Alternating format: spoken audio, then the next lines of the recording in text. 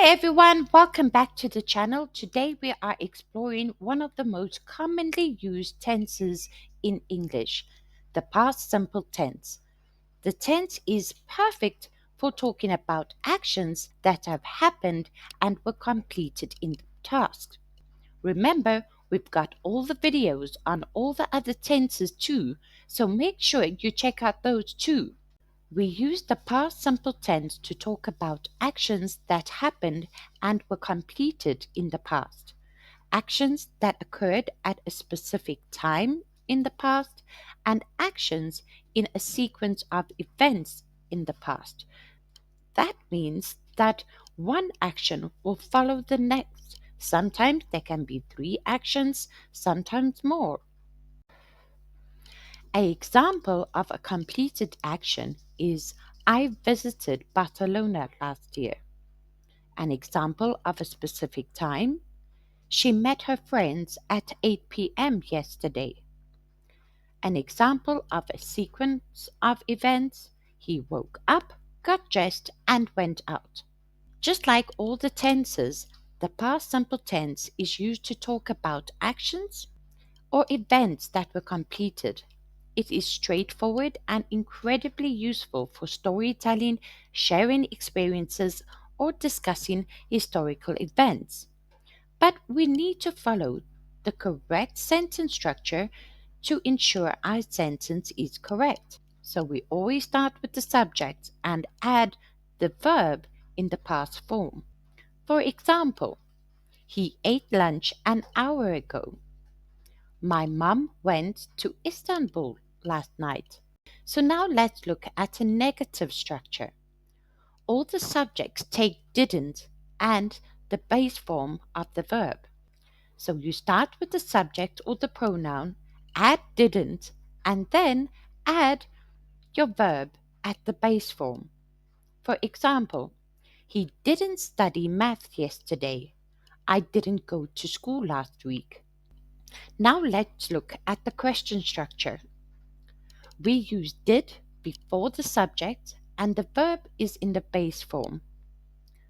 So the formula starts with did, then you add the subject with the pronoun, and then your verb in its base form. For example, did you read a book yesterday? Did he go to bed late last night? It's very important to remember that in the English language, the verbs are divided into two: regular verbs and irregular verbs. Regular verbs form their past forms by adding d, ed, or ied to the base form. Irregular verbs do not follow a consistent pattern for their past forms. Each irregular verb has a unique past form. Let's revise some regular verbs. If the verb ends in a silent E, simply add D. For example, live, lived, hate, hated, bake, baked. Mom baked a pie yesterday. For most verbs, simply add ed. For example, talk, talked, clean, cleaned, watch, watched. She watched a film last night. If the verb ends in a consonant and y, change the y to an I and then add ed. For example, cry, cried, carry, carried, study, studied.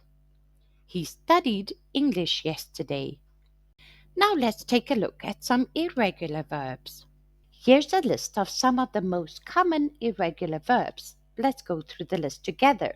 Be, been, begin, begun, bite, bitten, break, broken, bring, brought, build, built, buy, bought, catch, caught, come, come, cut, cut, do, done, draw, drawn, drink, drunk, drive, driven, eat, eaten, fall, fallen, feel, felt, find, found, fly, flown, get, gotten or got, give, given, go, gone, been, grow, grown, have, had, keep, kept, know, known, leave, left.